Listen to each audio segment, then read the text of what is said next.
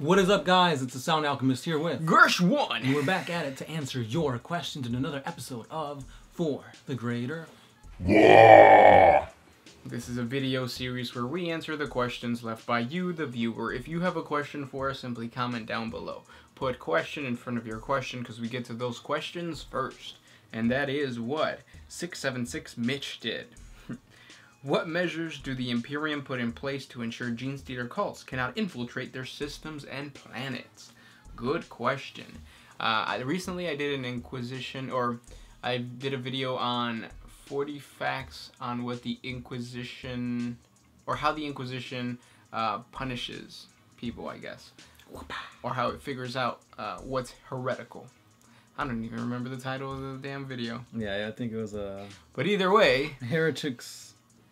What does an Inquisitor do to catch heretics? there you go. So it's kind of the same thing. There was the same premise. So usually the Ordo Xenos will get a tip from either a planetary governor, Arbitus, of something going, you know, or something weird happening within an Imperial planet or a hive world or a hive city.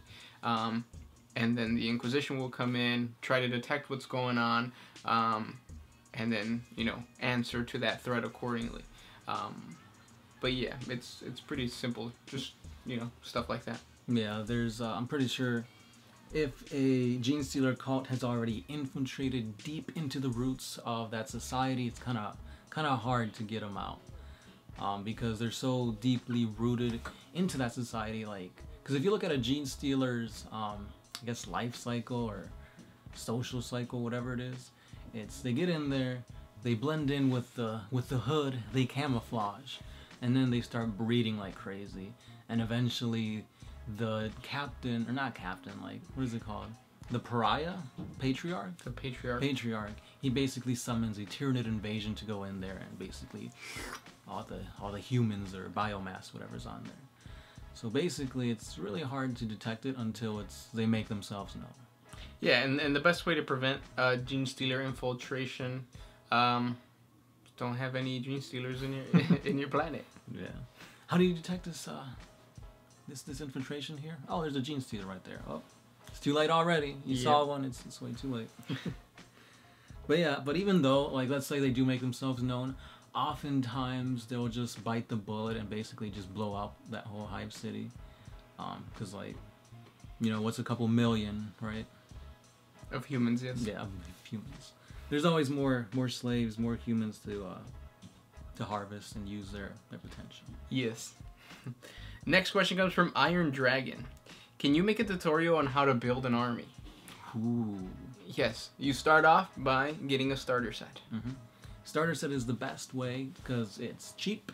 It gives you a bunch of, well, depending on which starter set you go with. Usually they give you a variety of units. I know there's one for the Eldar that has a bunch of jet bikes. So if you're into going in there fast, go for that one. Yeah. But we'll make a video for you. Yeah. Next question. I have one from Dustry. Are there any examples of von Neumann machines in 40K self-replicating robots? We're gonna do a 40 facts on that. They are called Silica something or another. Silicon Valley. Basically. Actually, I might. Oop. That's funny. I reach for my phone and it starts ringing. He's a heretic. A heretic, yes. I'm probably not gonna find it, but yes. This one's by Callum Lowry. What is your guys' favorite and least favorite model from GW and Forge World? Favorite model, go. Oh, easily it would be the crisis suits for the Tau. She said GW, right? Or GW and Forge World. So okay. we'll do GW first. So favorite model for GW is my Tau crisis suits. Mine is actually those giant trolls in fantasy. I think they're called trolls. They're giants. I don't really know, but they look really badass. And I wish GW would create something like that. As a matter of fact, there's if you go on Instagram and look up Iron Sleet, or if you just ironsleet.com, they converted one of those giants into like a monster that would live in Warhammer 40k or within the Warhammer 40k universe, and it looks amazing. Like, because the base of the model itself, like the sculpt, looks cool. I like that model. Least favorite, go. For GW, it would be... that's a tough one. I have to go with Ratlings. Ratlings? You don't like Ratlings? No, I mean they're basically hobbits. Yeah. They're goofy looking. I would say the War Track. Oh, yeah, that does look a little weird. Second least favorite would probably be anything Tyranid related when they first came out. Yeah. Because they looked really, really wonky. Yeah. All right. They look stupid. Forge World favorite, the Contemptor Dreadnoughts. Yeah, the Dreadnoughts are cool. I like the Raven Guard jump pack guys they with got the wings. Yeah, those those guys look are pretty cool. Least favorite Forge World stuff? Anything orc, because I feel like they could have done better job with orc stuff. I want to say the Mastodon. You don't like the Mastodon? No, it's just this big, huge... It looks almost like an armored slug. They used to Forge World used to have the Kroot auxiliary. They did. They don't have those models anymore. Oh, I didn't know that. But those looked really badass. Yeah. What were they called? They weren't Krootox, were they? Yeah, like the big T-Rex looking ones. Yeah. Yeah, Krootox. Oh, they were Krootox? Yeah. They looked awesome, and then there were some of them with like guns on top. Narlox. Narlox, that's what it was. That's Krootox is the ones you can get at GW. Right. Yeah. All right. Next question comes from Pickle Rick. Oh. Could you guys do a 40 facts on the Ordo Sisters and its Psi Titans? Psi Titans are badass, dude. Ordo Sinister, sorry. Yeah. Yes, we can. Next question. This is by Douglas Taylor. Could the Dark Age of Tech happen due to the Emperor failing to get the first group of the Primarchs to join him? So we cut warp travel and let one die off and try again. Nope, you got your timeline all messed up. So the Dark Age of Technology was actually a prosperous time in human history where humanity spread throughout the galaxy. Right. Technology was just booming. They were building this, building that, inventing this. Yep.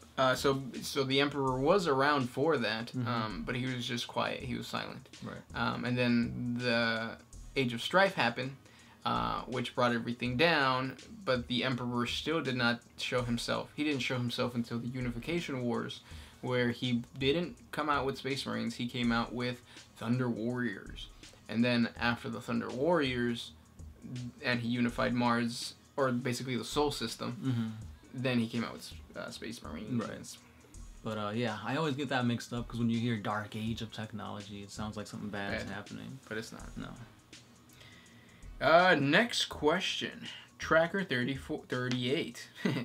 Question. Oh, that's too many questions, man. One Mind Syndicate is a pretty chill Warhammer channel. No, I don't think we're chill. I think we talk about interesting topics that really rustles people's feathers. Like last week's about, what was it? Representation in Warhammer 40k. And a lot of you guys screamed Heretic, SJW. What are the things that you guys scream? Hypocrites? No, you were hypocrites. That's what it was. Next question. What? Michael Perez says, what was your thoughts about Month of Shame? What's the Month of Shame? Probably months where people were being shamed. I thought it was shameful. Okay. I don't even know what to say to that. Next question. Panda God. He asks, could a Primarch become a living saint? Kind of like Saint Celestine. Right. That's a good question. Well, I mean, in order to become a saint, they gotta be like really revered by the church. And I don't think Primarchs would kind of go down that avenue. Exactly. Unless you're Lorgar. I mean, Lorgar basically did it. I mean, because he was the one that basically was creating the whole, Church of the Emperor, the God Emperor. Or Vulcan. The Promethean cult? Yeah. Yep. So you could have Vulcan come back as a living saint, but he's not dead. Well, he actually can't die at all. Oh, he's a perpetual. Yeah. He's also got a side question. Why is the Emperor such a bad dad to his kids? Because they never had a mom to raise him. He was a single father. Like, Give them some respect. It's 20 kids, man. That's a lot of kids. And they were taken away from him by powers. He's trying to rattle them all in. Yeah. And they're just pushing away at him. I want to use psychic powers. No, you can't. Yeah. That would have been a really good sitcom. Instead of Full House. It'd be a full Imperium. Yeah, that's cool. Full Imperium. Next question comes from All Might. Do you guys prefer large battles with massive guns and whatnot, or more personal squads on squad actions? Or more personal squad on squad action? I really prefer squad on squad action for many reasons. Why, Gersh? Why? Recently. Oh, recently. It's because I've really been getting into like the whole making each individual mini your own, painting it, sculpting it, adding things from, like, what's it called? Box smashing or bit smashing? Kit smashing from box smashing. Okay. but putting a bunch of stuff from like all over and really like making that unit your own. And then going out and battling with it. And you can't really do that if you have 3 squads of 30 boys. Yeah. Like, you're going to be there forever. Yeah, because when you really get down to the nitty-gritty, it's like, oh, this guy, he's fighting for a reason. Like, oh, you know, he's got family he's got to look out for. He's been training his whole life to become the best. And you kind of have a story following this one, you know, character in a squad. When it's a whole intergalactic battle, you kind of lose sight of who, you know, each individual person is, their reasons, their beliefs, their goals, and it's kind of like, oh, look at this huge ass explosion. Did you see this guy's, you know, rocket cars and stuff like that? So it kind of, I wouldn't say it dumbs it down, but it kind of takes you away from that interpersonal connection. Yep. So I guess I have to agree with you. Squad on squad combat. Squad on squad action. Next question. Michael Bison 44-4 says, do grots spread the orc spores? No, so when an orc dies, or any green skin dies, I guess red skin, because sometimes squigs are red, but whenever any of those things die, spores are released, and those spores turn into different green skins, or red skins. Hope that answers the question. But Gretchen don't reproduce that way? No, they're the same way. Oh, Gretchen. So grots, he's asking if grots spread them. Gretchen. Oh. Yeah, no, if they spread them, and they don't. So when a grot dies, it too releases spores, and those spores grow up to be, you know, whatever. If that makes sense. Think of it. So they do spread them. Well, they don't spread them. It's like a dandelion. It's like saying, you know, like Gretchen don't like. Exactly. That'd be cool though. You just see a Gretchen knock on your door, you open it. Yeah. Now you got orcoid spores in your eyes. Sperm. And then you go on to say, do the orc-related species spread only their own, or are the types of fungal creatures orcs, noddlings, squigs, and grots? They all have a symbiotic dependency upon one another. Yes, they do. So, to get more in-depth into this,